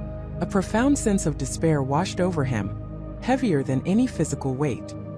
He slumped against the steering wheel, his forehead resting on the cool plastic. The hum beneath his skin intensified, now a distinct vibration, a network of invisible threads tightening around his chest, his limbs, his very being. He lifted his head, his gaze drawn to the rearview mirror. His reflection stared back, pale and terrified, but something else was there. Faintly shimmering just beneath the surface of his skin, on his neck, his cheekbone, was an intricate pattern of lines, like a spiderweb spun from moonlight. It pulsed with the same sickly green light as the sky above. The mark. The Crossroads weaver had etched its design onto him. He pushed open the car door, his legs feeling like lead. He had to understand. He had to know what this meant, why him, what this weaver was. He walked back toward the convenience store, each step heavy, as if the ground itself resisted him. The air grew colder, thick with a scent like ozone and old rust. The cheerful jingle of the bell above the door, which had seemed so innocuous hours ago, now sounded like a funeral chime. The store was empty, silent, save for the low hum of the refrigerated display cases. The fluorescent lights flickered erratically, casting dancing shadows that seemed to writhe and stretch like grasping fingers. He called out, his voice hoarse, "Michael? Sarah? Anyone?" Only the echo of his own desperation answered him. He moved through the aisles, his eyes scanning every shelf, every corner, searching for any sign, any clue. The mundane items, bags of chips, candy bars, motor oil, now seemed imbued with a sinister aura, like props in a macabre play. He reached the counter, his gaze sweeping over the dusty register, the forgotten coffee machine. And then he saw it. Behind the counter, half hidden beneath a stack of old newspapers, was a small leather-bound journal. It looked ancient, its cover worn smooth, its pages yellowed. He picked it up, his fingers tingling as they made contact. It felt cold, almost alive. He flipped it open, his eyes scanning the faded, spidery handwriting. It wasn't English. It was a language he'd never seen. A series of swirling symbols and intricate glyphs that resembled the mark on his own skin. As he stared at the symbols, they seemed to shift, to rearrange themselves in his mind, forming patterns, then images. Not words, but visceral flashes. He saw a vast, dark loom, threads of light and shadow stretching into infinity. He saw faces, hundreds of them, contorted in fear, in despair, their eyes vacant, their bodies caught in the intricate machinery of the loom. He saw the gas station not as a building, but as a knot in these threads, a point where countless destinies converged and were then rewoven. A voice, not heard with his ears but felt deep within his skull, whispered, or rather implanted a thought. It wasn't a human voice. It was a symphony of rustling leaves, creaking wood, distant thunder, and the grinding of ancient stone. Asterisk, you are a thread, David. A new strand in the grand design. Each choice, each path abandoned, each future foregone fuels the weaver. We shape the tapestry of what will be, from the fragments of what could have been. Asterisk. The journal slipped from his trembling fingers, clattering to the floor. He staggered backward, clutching his head, trying to push the invasive thoughts away. The weaver. It wasn't just an entity. It was a collective consciousness, an ancient power that manipulated causality itself. It didn't just trap people. It used them. It harvested their choices, their potential, their very essence, to construct a new reality, a design of its own making. The gas station was its nexus, its gateway, its workshop. He looked up, his eyes wide with a horrifying realization. The lost souls weren't just lost. They were components. Michael, Sarah, the old man, even the fleeting customers. They were all part of this intricate, terrifying tapestry. Had Michael's strange behavior, his cryptic warnings, been the weaver speaking through him? Had Sarah's silence been the silence of a thread already fully integrated?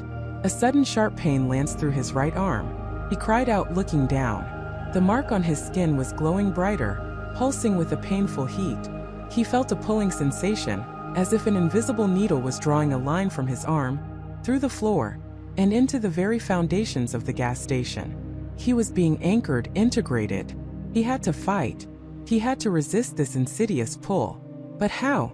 What could a single terrified man do against an ancient reality-bending entity? He felt a crushing despair, a vast emptiness that threatened to swallow him whole. Yet amidst the terror, a flicker of defiance sparked. He was David. He was not just a thread. He was a human being with a will, with a mind. His gaze swept the store again, desperately searching for anything that wasn't part of the weaver's design, anything that could offer a weakness, a loophole. His eyes landed on a small dusty display case near the back, usually filled with cheap trinkets.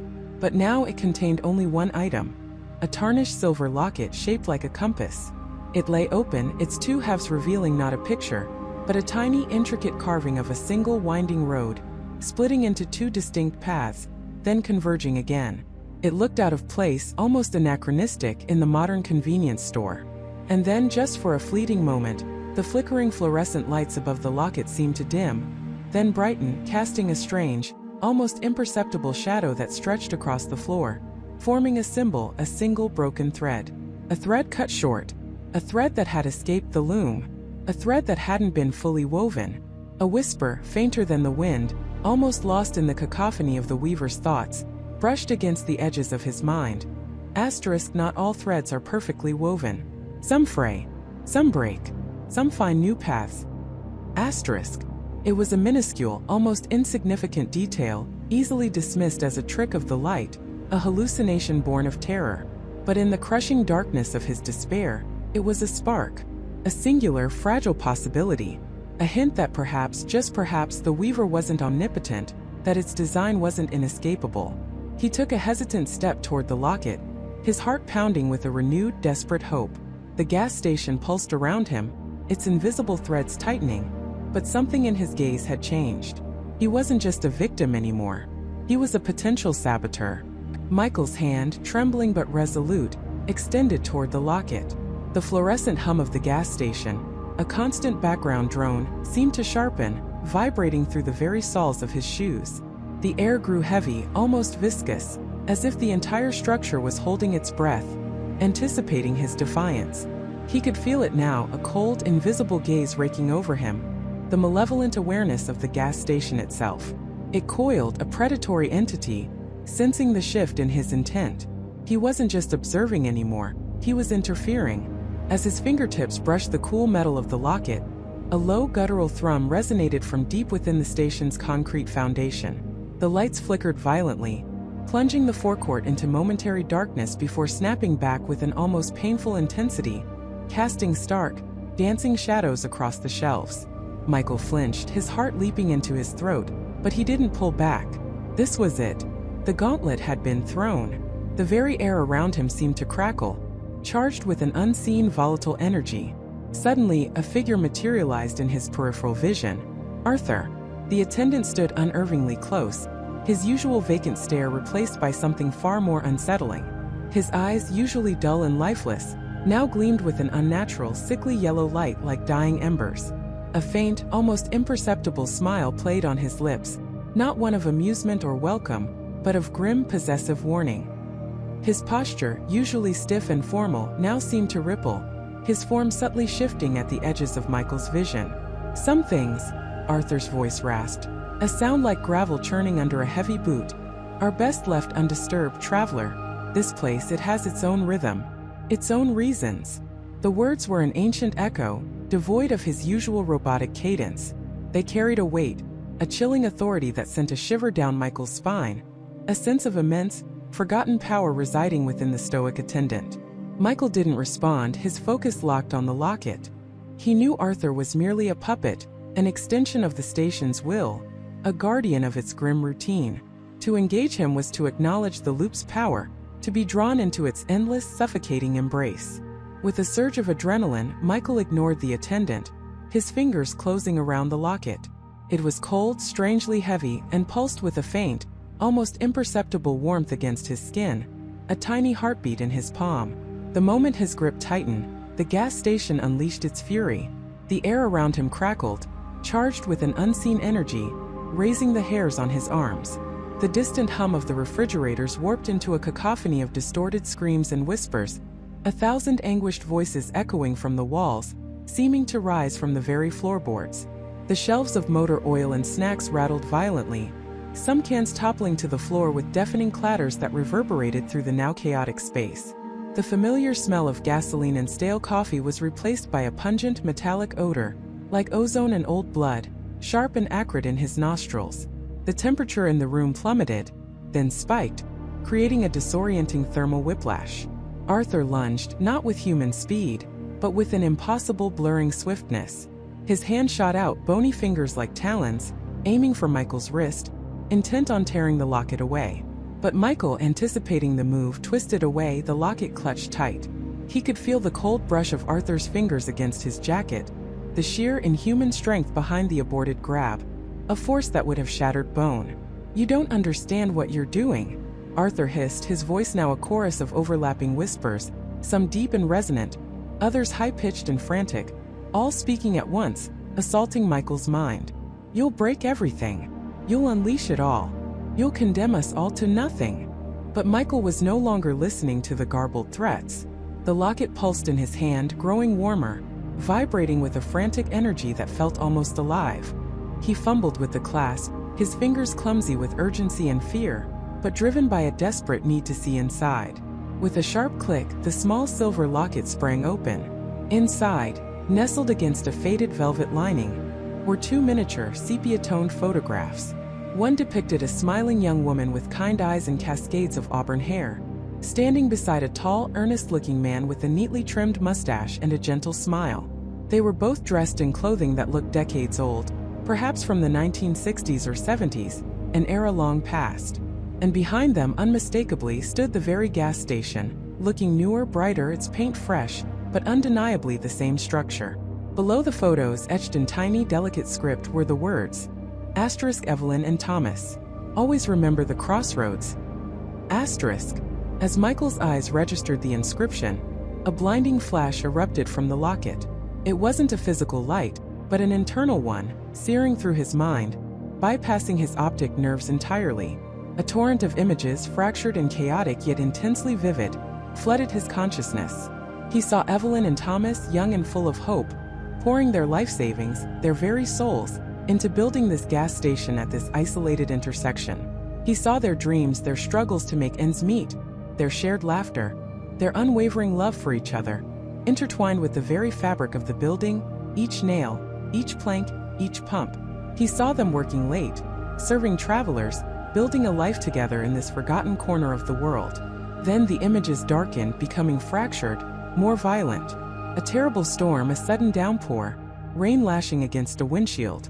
A late-night drive, a flash of headlights, a sickening skid on slick asphalt.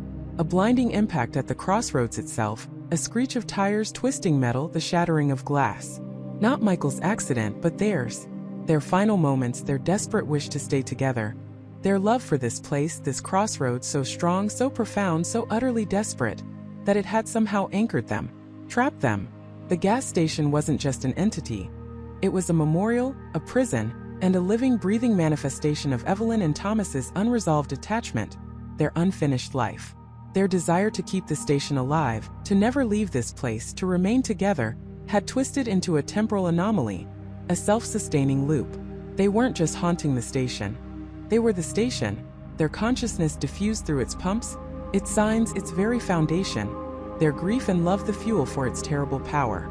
And the loop wasn't just trapping travelers, it was an endless replay of their last moments, a desperate, futile attempt to rectify a tragedy that could never be undone, to relive their lives just one more time perfectly. The whispers intensified, now clearer, more coherent, though still distorted by static and sorrow. Stay with us, forever safe, never leave. It was Evelyn and Thomas, their fragmented minds reaching out, trying to draw him, to draw everyone, into their eternal stasis, into their perfectly preserved, agonizing loop. The loop wasn't malicious in the conventional sense. It was a desperate act of preservation, born from an overwhelming grief and an unyielding attachment to a place and to each other. Michael understood now. The specific brand of motor oil, the precise timing of events, the familiar faces. These weren't random details. They were fragments of Evelyn and Thomas's routine, their lives meticulously replayed. Sarah, the trucker, the other phantom customers, they weren't just victims. They were echoes, reflections caught in the station's temporal net, pulled in as fodder for the endless reenactment. Sarah, with her lost keys, was perhaps a manifestation of Evelyn's own anxieties, her own forgotten tasks, a memory of a day before the accident. Arthur wasn't just an attendant. He was the station's protector, a physical manifestation of Evelyn and Thomas's desperate need to maintain the loop, to keep their world intact, to never let the moment of their tragedy truly end. He was the gatekeeper, ensuring the play ran perfectly, endlessly, without deviation. As this terrifying realization crystallized, the gas station around Michael erupted into a full-blown assault on his senses. The floor beneath him vibrated violently, threatening to buckle and crack. The air grew impossibly cold, then burning hot in rapid succession, making his skin prickle and sweat simultaneously. The smell of ozone became overpowering, stinging his nostrils and burning his throat. The fluorescent lights exploded, one by one, showering sparks and glass across the forecourt, plunging the entire interior into a flickering, shadowy chaos illuminated only by the faint, pulsing glow of the gas pumps outside and the occasional flash of dying electronics. Every sound was magnified, distorted, and painful. Arthur let out a guttural roar, no longer human, his form elongating, stretching, his limbs becoming unnaturally long and thin, his eyes burning like twin embers in the deepening gloom. He was no longer just an attendant. He was a spectral guardian, a wrathful manifestation of the station's core, its pain, its fear of being undone. He lunged again, this time with terrifying speed and purpose, aiming not just to stop Michael, but to reclaim the locket, to crush him, to absorb him back into the endless cycle, to make him another permanent fixture in their perpetual tragedy. Michael reacted on instinct, scrambling backward, tripping over a fallen stack of energy drinks, the locket still clutched in his hand. He wasn't just fighting Arthur. He was fighting the grief, the love, the eternal longing of Evelyn and Thomas. He was fighting the very will of the gas station itself, a monument to sorrow and refusal. But he had the locket, and now he had knowledge. The inscription, "Always remember the Crossroads," echoed in his mind, but with a new profound meaning. It wasn't just a nostalgic memory, it was a directive. The Crossroads wasn't just a physical location. It was the nexus of their tragedy, the exact point where their lives had diverged and then ceased. And perhaps it was the key to setting them free, to allowing them to finally move on. He wasn't just a victim anymore. He was a saboteur, yes, but more than that. He was an accidental liberator. The locket was not a key to escape, but a conduit, a piece of their trapped souls, their final tangible connection to the living world. To break the loop, he didn't need to destroy the station. He needed to release Evelyn and Thomas. He needed to help them remember, truly remember what happened at the Crossroads, and finally perhaps let go of their desperate grasp on this temporal prison. The gas station screamed around him, a symphony of tortured metal and disembodied wails, a chorus of despair and defiance. Arthur, now a towering shadowy figure, bore down on him, his outstretched hand glowing with an ethereal icy blue light that crackled with raw power. Michael knew he had moments, maybe seconds, before he was overwhelmed, before the station, fueled by its own grief, consumed him. He had to act. The locket, warm and humming in his palm, felt like a beacon, a fragile hope in the heart of this temporal nightmare. He had the truth. Now he needed a way to use it.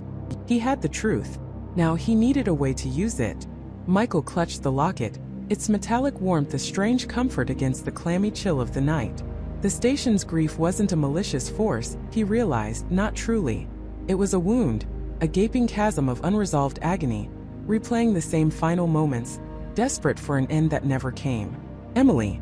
Her name echoed in the hollow spaces of his mind, clear as a bell. The young woman, vibrant and full of life, whose last breath had been drawn at this very crossroads, her locket falling from her grasp, a silent witness to a tragedy swallowed by the night. The station had absorbed it all, the shock, the grief, the desperate yearning for a different outcome. It wasn't trying to trap him. It was trying to show him, to find someone, anyone who would finally see her, hear her and let her go. He looked at the digital clock on his dashboard. 2:58 a.m. 2 minutes. 2 minutes until the loop reset, until he was wrenched back. Another futile attempt to escape. But not this time. This time he wouldn't run. He wouldn't try to outweed it. He would face it. He would give the station what it craved. An acknowledgement of its pain. A moment of final peace. Taking a deep breath, Michael started the engine. The roar felt deafening in the unnatural quiet. He drove slowly towards the gas pumps, towards the heart of the station's sorrow. The lights flickered wildly, the hum intensified, a low guttural growl that vibrated through the steering wheel. The air grew heavy, thick with the scent of ozone and something else, something metallic and ancient, like sorrow distilled. Shadows danced at the edges of his vision, coalescing into indistinct shapes that writhed and stretched, mirroring the station's internal turmoil. He could feel its resistance, a primal fear of letting go, of fading into oblivion. He pulled up to the pump closest to the crossroads itself, the very spot where he now knew Emily had fallen. The attendant, David, materialized beside his window, his eyes hollow, his lips moving in the familiar silent greeting. But this time Michael didn't flinch. He met David's gaze, a profound sadness washing over him. "David," he said, his voice a steady whisper against the rising shriek of the station. "It's time." The attendant's eyes, usually vacant, flickered with something akin to understanding, or perhaps just a deeper despair. He reached out a translucent hand, brushing it against Michael's window, a gesture of yearning. Michael knew it wasn't David reaching for him, not truly. It was the station, the lingering echo of Emily, reaching through David, trying to hold on to the only moment it knew. Michael opened his door, stepping out into the maelstrom. The wind whipped around him, though the night was still. The air crackled with unseen energy, raising goosebumps on his arms. The station groaned, a sound that seemed to emanate from the very asphalt beneath his feet, from the concrete walls, from the flickering fluorescent lights above. It was a sound of agony, of a soul tearing itself apart. He walked around the car, the locket clutched tight in his hand.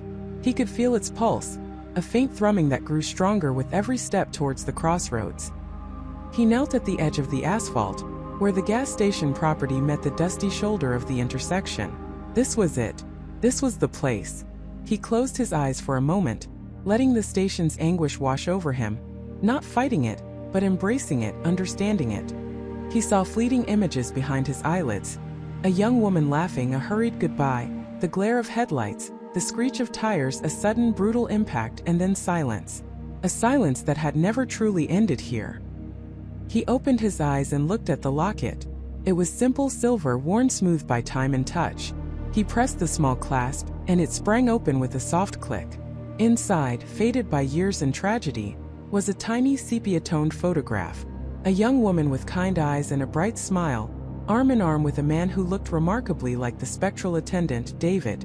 Emily and David, frozen in a moment of shared happiness, before this place became their eternal sorrow. "Emily," Michael said, his voice clear and resonant, cutting through the station's wails. He wasn't speaking to a ghost, not really.